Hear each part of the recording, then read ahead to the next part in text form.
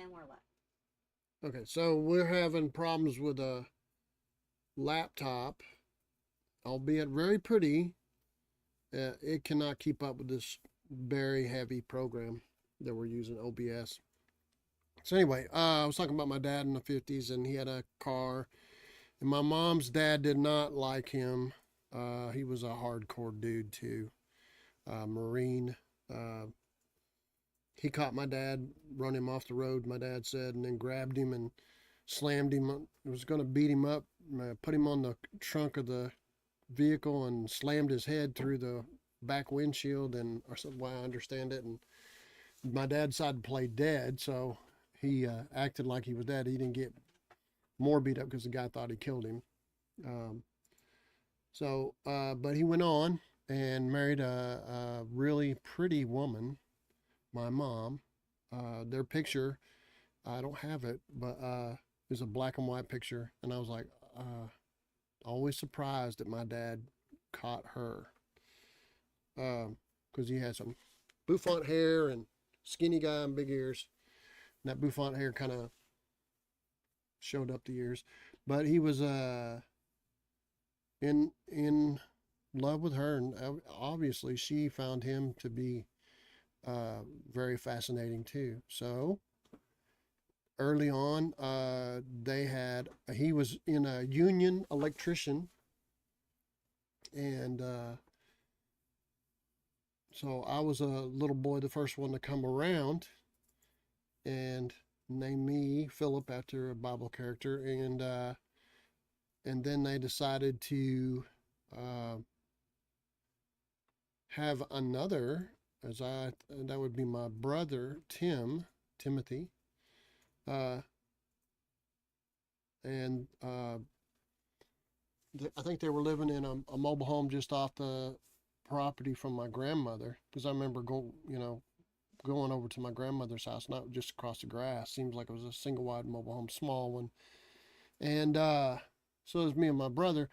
Well, mom and dad, and this tells you the courage my dad had, decided to take on trying to adopt as many as they could, and they only were able to adopt two of his cousins' kids. They had six, I think, and they wanted to get them all to keep them from going into foster care, and he got two. The two boys is what they let him have, because neither one of the parents wanted them. They were into themselves. Um, so I always knew him. I can remember a time when it's just me and my blonde haired little baby bouncing brother. But after that, I don't remember. They always were in my life. So they were always my brother. And so mom and dad decided to move to Arkansas, and they bought 40 acres and a house that needed a lot of work, and had an old single wide mobile home with a kerosene heater in it. It took a lot of courage for dad and mom, and this is my dad taking us four boys up there into the mountains of Arkansas in the 60s. I should go back a little bit. When I was in Houston, Texas, as a boy, I got rheumatic fever, so that was a strain on them, because I was bedridden a lot, most of the time, I guess. And I was troubled before that. So I was a kid that would climb out the window of a car and go out into traffic, and I did all kinds of bad things. So I was a hard. My dad described me as I got more spankings than all of the other uh, three brothers and two sisters all combined. So, and he was the one that would deliver. So he would read scriptures to me about, were you showing love to your brother when you did this, and were you so. But I was bedridden, so I didn't have to do a whole lot. I didn't get as much trouble with rheumatic fever, and then I think now they know that is caused by pollution, and Houston has plenty of that. Even in the 60s. So they moved into the rural part of Arkansas, right in Deer, Arkansas, home of the Deer Antlers basketball team. Um, I think it was the only school in that consolidated school to bring all of them together. The population of deer was 32. So mom and dad, it took a lot of strength on their part. I remember one time dad took mom to the convenience store um, to buy a ham sandwich for the whole family.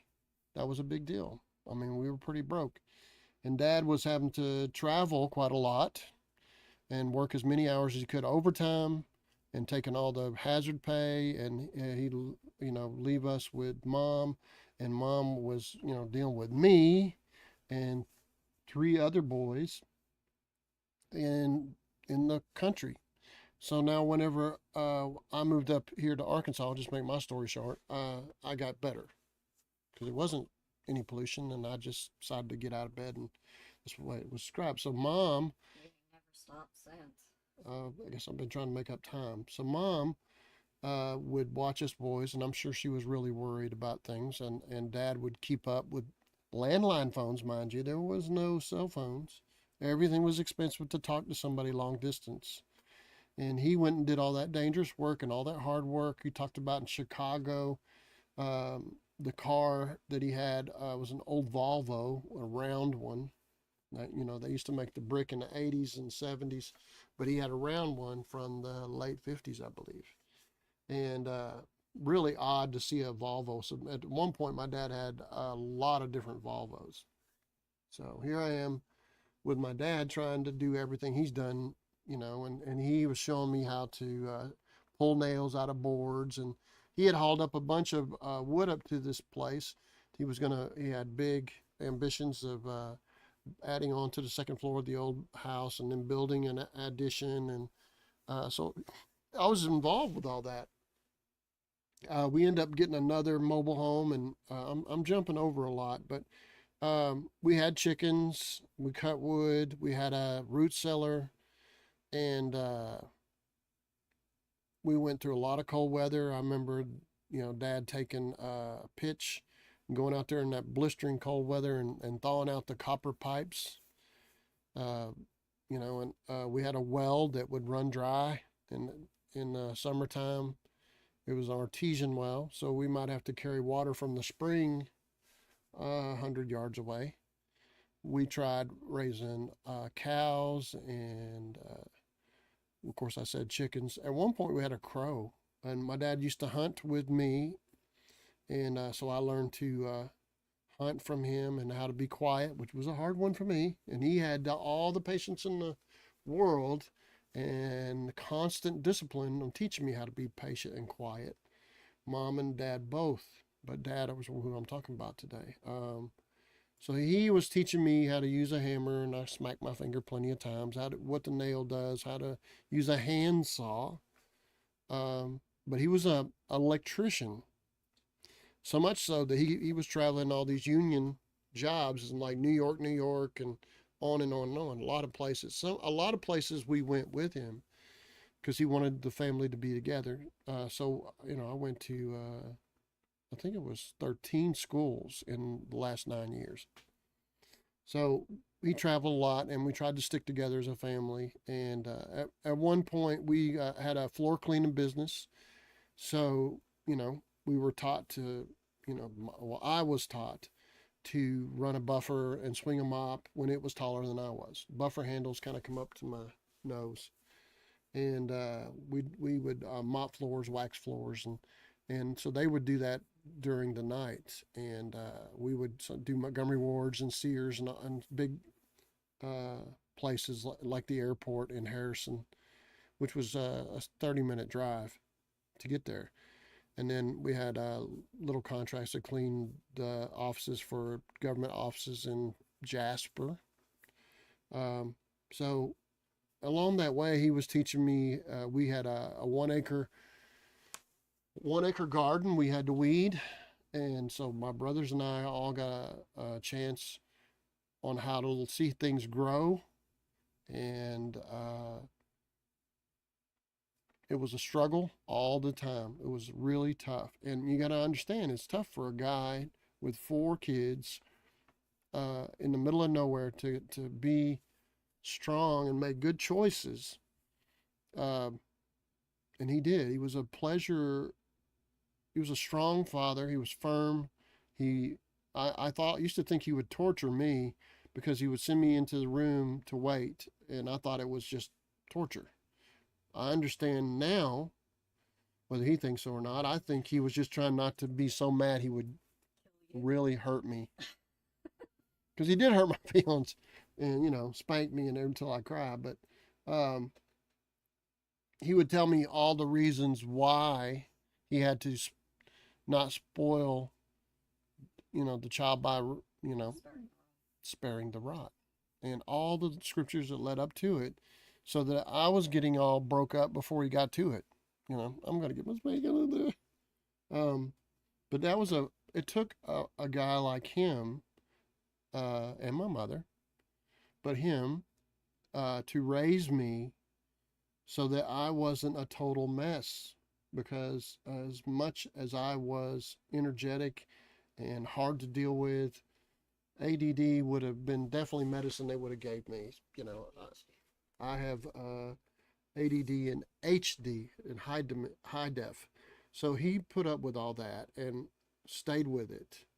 Um, he somehow managed to take care of the family by doing all that traveling and everything. At one point, um, we sold the floor cleaning business, and we decided that we would go down into Texas. So I would probably been 15. We went to Livingston, Texas first, and I think my dad became a partner with his best friend in multiple businesses. His best friend had a uh, concrete finishing company, so my dad went with him and started doing forms. You understand, this guy could do a lot of different things, not just an electrician. He was working on those Volvos, trying to set. master electrician. Yes, he was setting all those carburetors, working on those cars, raising kids, doing carpentry. At one point, teaching electrical to the locals in the school up there. So he, his, his friend said, "Hey, come on down here. We'll be partners. I need help." And so they went. My dad brought with him, and his other best friend. Uh, they had a partnership of sorts in a log cabin business franchise, and my dad sold A.O. Smith Hardware Store for feed, and he did things to try to make it and not have to travel. He did a lot of things, trying to be a salesman. And so we went to East Texas to Livingston, and Livingston, but first we were doing other things. I don't think he was with his friend at that point. But here I'm into a really big school again. And so he was busy trying to do different things to make it. But eventually he became a partner with his best friend or one of his friends in a little town called Goodrich. And so we end up moving to Goodrich. And my dad was building forms and getting the concrete forms ready. And my grandmother uh, moved in with us because she was battling with things, cancer at first. And so he took that on. Imagine this now. That's my mom's mother. Uh, and we had a 2-bedroom mobile home. So he was partners in a concrete business. He was partners in a feed store, in a body shop, a camper franchise, a log cabin franchise, and it seems like there was something else. I know I'm not doing the story service, and maybe I should do a whole testament to what he was. He was a very talented guy. He was a very good person to deal with the public. He was very, very moral, and my mother was kind. The team that they had of empathy for other people and willing to do things for other people. Dad was, I'm going to talk about him. He was a special guy. He he he would sing and all that stuff along the way, all those 50 songs that he knew and Johnny Cash songs, uh, old country songs with Hank Snow. And um, so, to make things a little more understandable, now he's dealing with teenagers, particularly me. Um, so we were pretty good kids. We were pretty good. I was the worst of them all. Um, and he gave me that attention.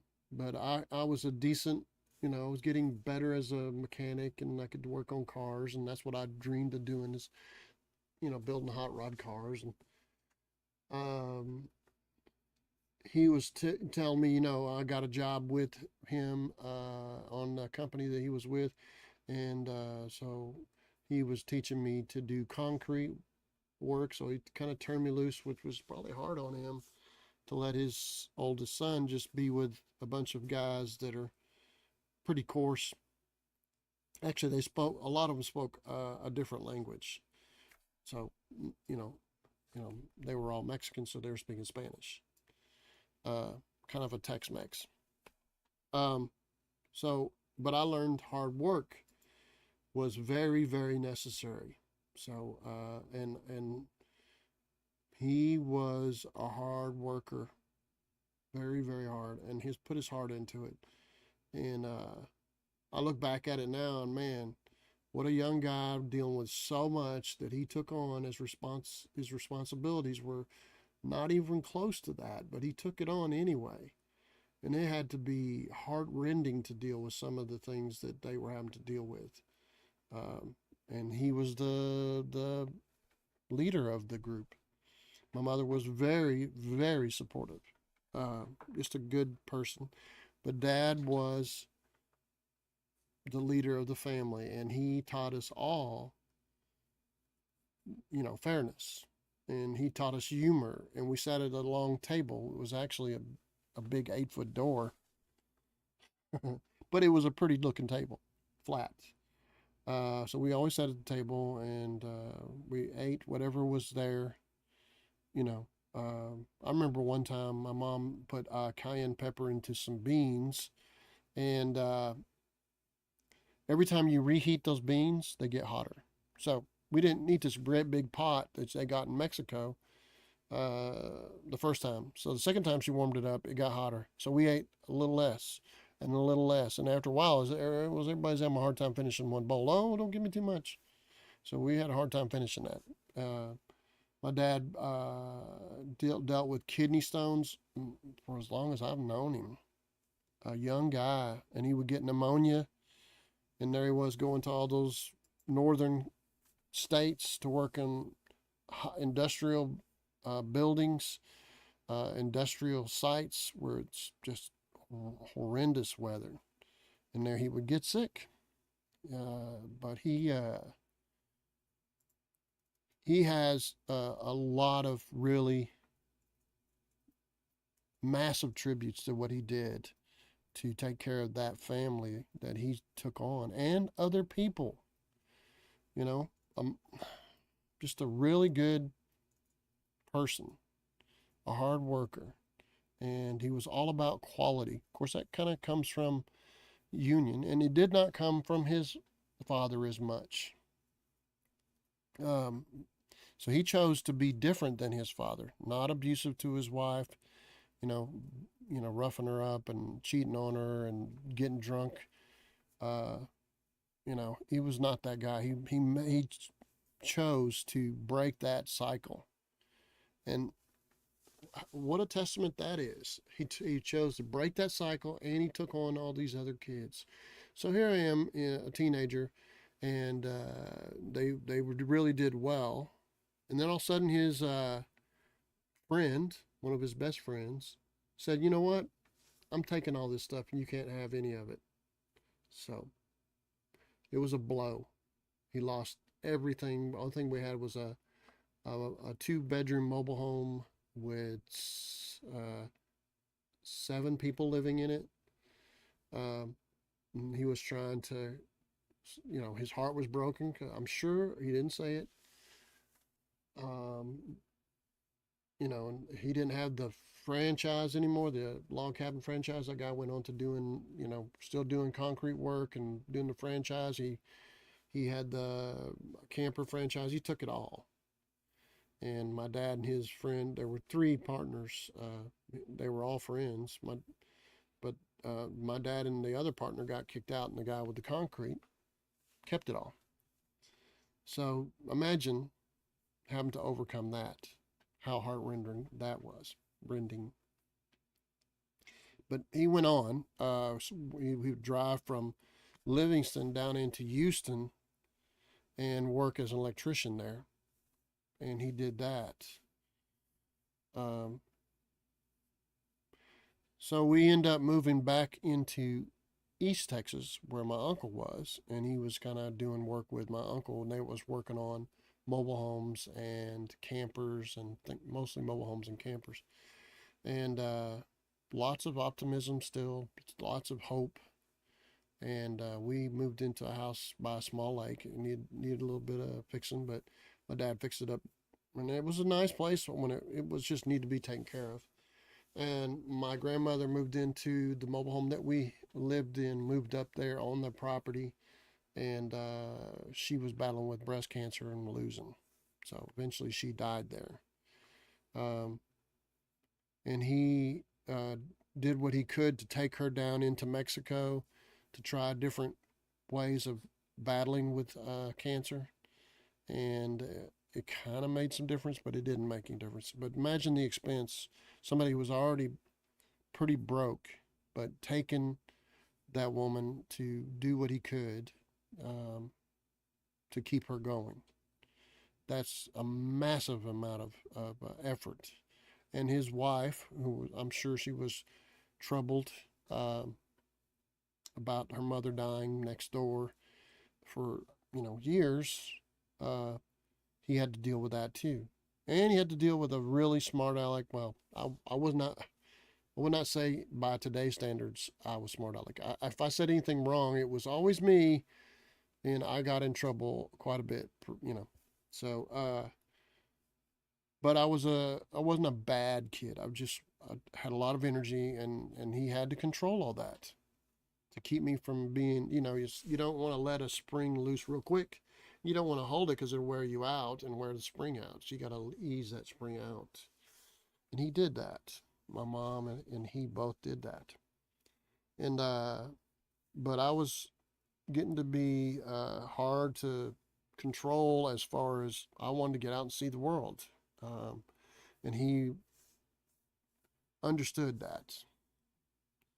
So they let me move away after my grandmother died. I moved out when I was 19. And there's a lot of things in between. I could write a book about it. All those things that my dad did that were great. And so he went on, and my mother, when I was 19, probably 6, 8 months before I left, she had my second sister. So maybe 1918 was when my first sister was born. And then a couple years later, they decided to have another one. Now, you got to understand, Matt, that's a woman having her second child, second girl after having two boys in her 40s. That was very, very dangerous. But they did it, and they did it natural birth. So he took that on too. Two more kids at a late time in life. So I went on. It really had nothing to do with the kids, but I went on to Austin, and he and I have always been close, honest. This certainly could have been a lot worse, and I have met many people, including today, who have a horrible relationship with their father. And didn't have a father. How about that one? And they stayed married. They had troubles later, but they stayed married until she died of cancer. And he was always doing. He went up here to Arkansas, and I came up here with him. after my marriage was starting to fall apart. And he was supportive and gave me good direction. And I enjoyed working with him. Gotta understand, I was running 250 people as a field superintendent. And now I'm working underneath my dad. It was me trying not to be firm with him, you know. So I respected my dad. I tried everything I could to be as respectful as I could, and I think I did a decent job. Um, and I worked hard for him, and because I respect him to this day, all the things that he did. So many men don't do. How much worse could he have been? Wow! And what a smart guy. What a good guy. A lot of there's just as a person, he's just a good guy. Um, my other brothers all pretty much didn't give him a whole lot of trouble. I mean, they had their issues as they were getting ready to leave. Donnie and you know Rodney, they went and did their thing, which was dramatic. But anyway, he survived all that, and he raised those two little girls, and they took on everything. At one point, he built up an electrical business, doing electrical contracting. So I came back from Austin, went to work with the family, and it got to be really big. So you look at him, he's building back up. We had a lot of employees working for us. We were doing all kinds of commercial electrical. We were doing housing, a little bit of industrial, you know, like a plywood plant in Camden or something, Texas. And so I came back and, I had been doing metal stud and drywall. Now I'm coming back again under my dad. And he was an estimator now and ran a business, and it was pretty good. It was pretty successful. And then he decided to go into gold and silver mining in Mexico.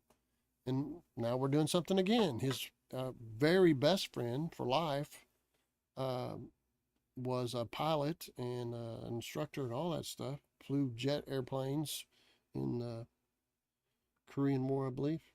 Um, he was. I, I I admire both of those guys. To my dad, to have a friend like Bill Rutherford tells you a lot about my dad.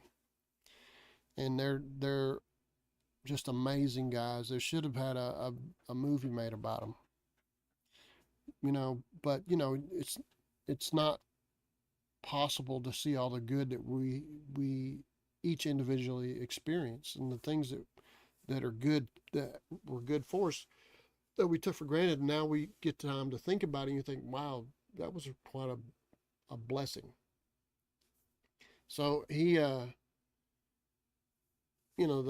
gold and silver mining got be his attention. He kind of closed down the electrical business and went into gold and silver mining, and that got his Mexican partner, which he had to have one, collapsed that. So he went back to doing whatever he could to get by. Now those girls are getting bigger. I had left and went back to doing metal stud and drywall in Austin, and then he dealt with my mother getting sick later, and I'm skipping, but he did a lot.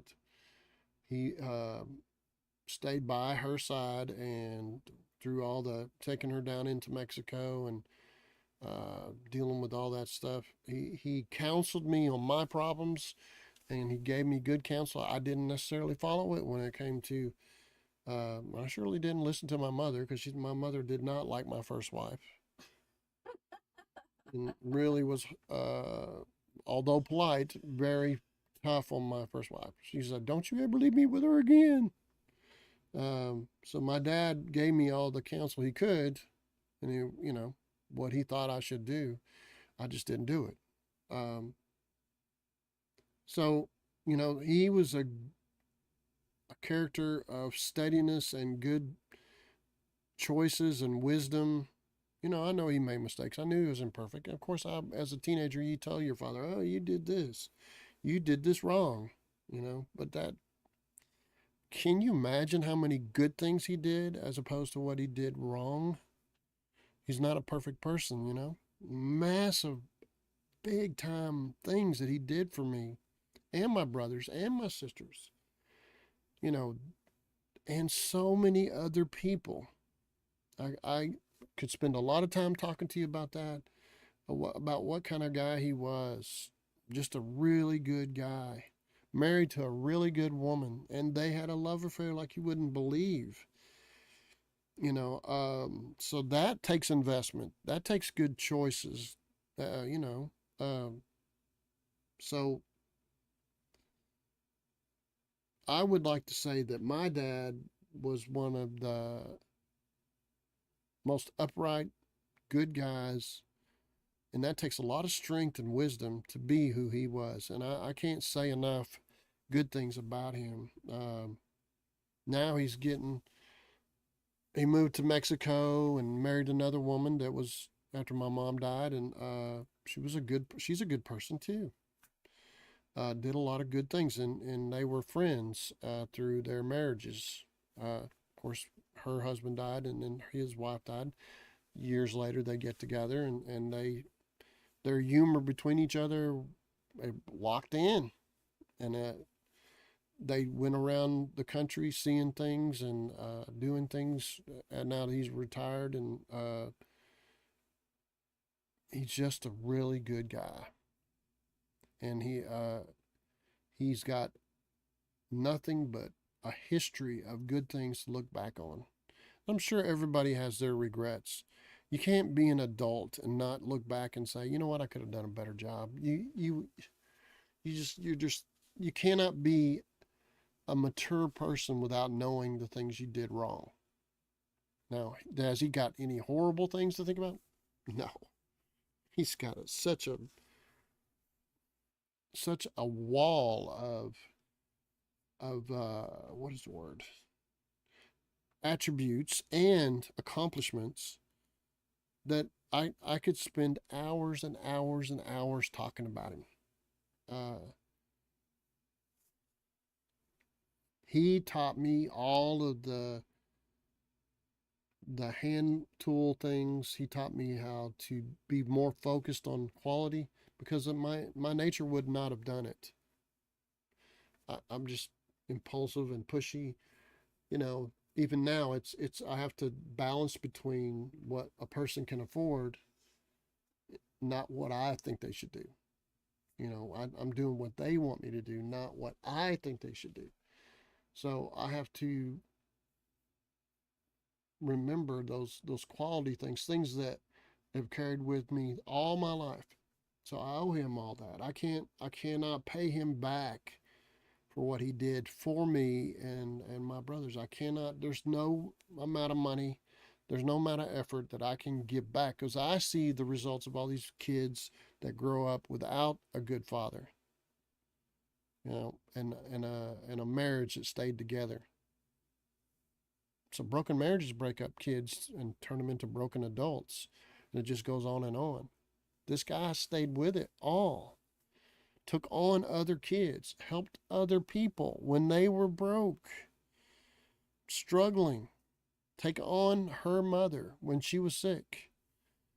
I'm telling you, I can go on and on. This guy is a one whale of a good guy. He's nice. He's 84. I said he's nice. Yeah, he's a nice guy. He's from the 50s. Yeah, he's definitely He's a 50s guy. But he can sing those 50 songs. He's got a whole long list of them that he can sing from just memory. That's just one of the amusing things. He's got a lot of talents. He was good with woodwork. Never ever had the really good tools, but he always was getting by. He was a good teacher for a young guy and so many other people. He would pick up something and learn it and just go with it. So I can't even begin to say that I have regrets of what he was as a father. No way. I know what it was like to be his age, and I didn't have kids until I was later in life. My boys are 23, and I'm fixing to be 63. See, I was nearly 40 years old when they came along. He took, he was like 20 when I was being born. Huh? Oh, wow. So it takes a year to become Yeah. one. Yeah. So, and taking on helping his mom and sister and brother and all that. Just I cannot tell you all the really. It was more than I could possibly remember all the kind things that he did for other people. It was not like they demanded it. Yeah, my mom was involved with that. She was, uh, you know, always letting him know, and he responded to it. He did what he needed to do. And he put up with my mom. You got to understand, my mom was one of the worst backseat drivers, and she was never in the back seat. So, like, nobody wanted to sit between them because my mom would pinch you because she was so nervous the way my dad drove that, she would like squeeze your arm and pinch you. Nobody wanted to sit next to her because, it wasn't my dad was a bad driver. It's just that she thought he wasn't being safe enough, ever vigilant woman. And he put up with all that. He was patient with that. He never ever hit her or act like he was going to hit her, yelled and screamed at her. I never saw it. Maybe it did happen, but I never saw it. And you imagine a kid being his whole life never seen the two of them yell and scream at each other. No extreme violence between them. Imagine what a gift that is. Imagine that. He never disciplined me in rage. Okay? He just didn't do it. And believe me, I gave him every test, so I owe him. I tell people if I hadn't got all the spankings that I got, I would either be dead or in prison. Okay, I know myself. He taught me, he raised me, and I owe him. I'm not going to speak for my brothers. It's their chance to show gratitude to him. But I owe him, and I can't pay it back. So I would let you think on this. Most of the talents that I have in this area came from him.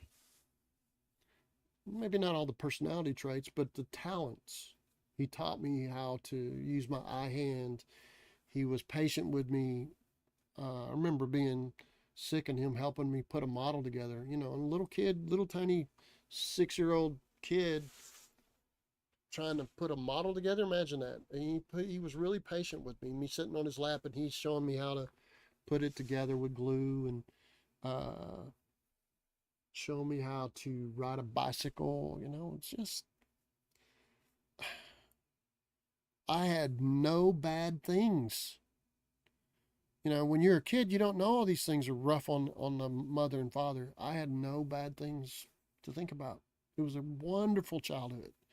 Grew up and learned all the things that I needed to do as a person to be a good person from him, from his marriage. He could have done so many things wrong and he just didn't do it. How so when you watch somebody walk a tightrope and you go, wow, that's skill I don't have. But I'm telling you, to make a relationship last as long as he did, to work with it, the two of them, and there should be mentioned that both of them, I'm just talking about him now. He could have easily slipped up, made a mistake. Could have easily wrecked his marriage. Not did what it took to keep his marriage together. Could have done that. He could have been a heavy drinker like his father. He could have been a womanizer. He could have been a gambler, a drug addict. Remember that's the 60s now. When I was born in 61. He had all these things that he could have done. He did not do. I mean, he's the gold standard. He had shown me that everything was possible. He would come from nothing, lost everything, and come back over and over. Yeah, he did lose it, but that taught me something too. He taught me how to be a man about it. and go on and take care of your family. And he did it multiple times. You know, a lot of people would just never ever have much. They have that steady job and they raise their family in that small house. There's nothing wrong with that. And we had small houses, so I came from a very, modest way of thinking. But he took from nothing and probably in debt and working on cars, heart broke and still had to take care of. He could have just laid down and said, you know what, I'm just going to drink for 3 months. Didn't do it ever. He went to work. He went on and did what he had to do. No matter how much loss he had, he did it over and over, man. There is strength in that I just can't. I know how hard it is now. I didn't then. And he gave that example to me. Where would I learned it from otherwise? Some person I didn't know very well? How much better does it come from your father who's right there and you get to see him do everything the right way? The boring way, maybe. It's not exciting always. So I have nothing but love for him. I have tons and tons. Cannot tell you how much respect I have knowing what he had to go through. I mean, I've been through it, so why wouldn't I respect him? He went through worse than I did, a lot worse. I've not had to deal with it, the things that he dealt with. And I probably should take the time to write it out like a book because that I owe that much to him. So, guys, I got nothing but praise for this guy that taught me to be who I am.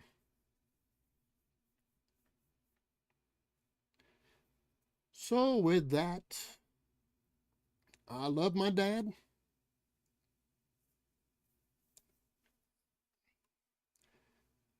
I always have and I always will.